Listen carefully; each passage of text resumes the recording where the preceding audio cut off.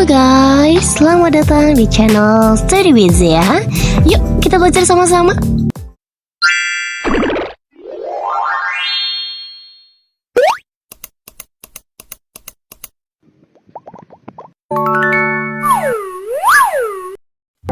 Jangan kemana-mana karena kita bakalan bahas tentang apa itu hubungan hak dengan kebebasan. Check it out.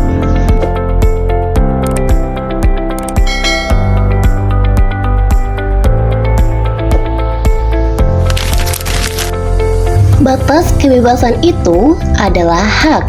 Jadi, hak yang ada pada setiap individu membuat kita saling membatasi kebebasan. Implikasinya antara lain. Yang pertama, keseimbangan hak. Kebebasan individu harus diatur sedemikian rupa agar tidak merugikan kebebasan orang lain. Misalnya, seseorang tidak bisa menggunakan kebebasannya untuk melakukan aksi yang mengancam kenyamanan orang lain. 2. Pembatasan yang adil. Setiap pembatasan pada kebebasan harus dilakukan dengan cara yang adil dan proporsional, serta berdasarkan pada hukum yang ada dan tujuan yang jelas, seperti melindungi keselamatan publik atau mencegah kerugian. 3. Hak asasi manusia. Prinsip ini mendukung perlindungan hak universal manusia, di mana setiap individu berhak untuk hidup bebas dari penindasan, kekangan, dan pelanggaran haknya oleh orang lain. 4. Penegak hukum.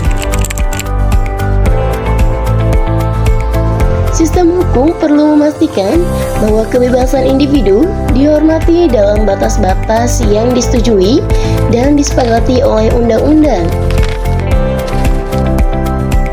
Guna mencegah pelanggaran hak oleh individu atau pihak tertentu, ada penolakan terhadap regulasi yang tidak perlu. Sehingga penegak hukum tidak terlibat dalam mengatur perilaku yang tidak merugikan orang lain. Individu hanya bebas ketika yang dilakukannya adalah haknya.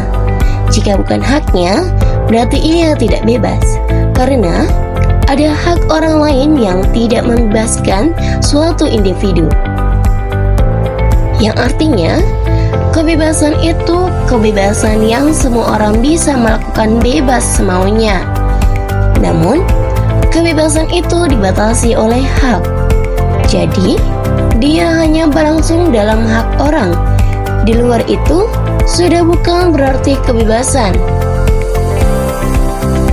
Hak ini menjadi hal yang menarik, karena saat ini banyak dengan mudah disalahgunakan dengan melabeli hak suatu individu.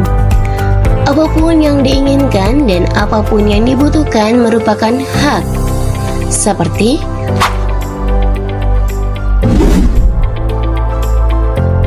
saya berhak atas pendidikan 12 tahun.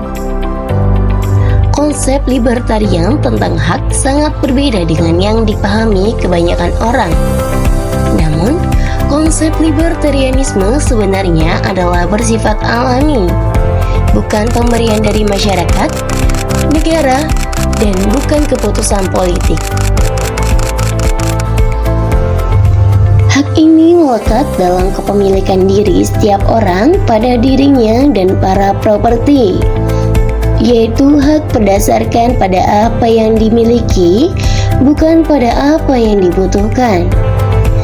Kepemilikan diri artinya setiap orang memiliki dirinya sendiri. Diri yang dimaksud adalah tubuh dengan segala organ kehidupan, pikiran, perasaan, dan nyawa.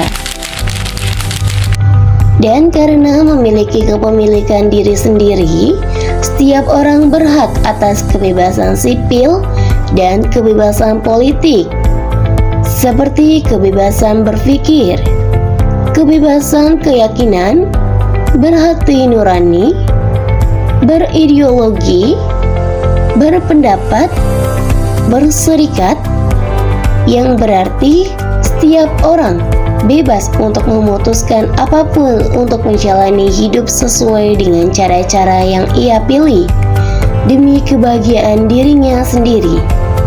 Selama ia tidak mengancam kepemilikan diri yang sama pada orang lain. Ketika terjadi kontradiksi dalam hukum dan kontradiksi antara norma hak asasi manusia, sebetulnya aturan mainnya harus berpihak ke orang yang paling benar. Contohnya yaitu, seorang warga melaporkan pencemaran lingkungan oleh sebuah pabrik. Setelah diselidiki, pabrik tersebut dihukum dan warga tersebut terbukti benar, menunjukkan keberpihakan pada kebenaran dan kelestarian lingkungan.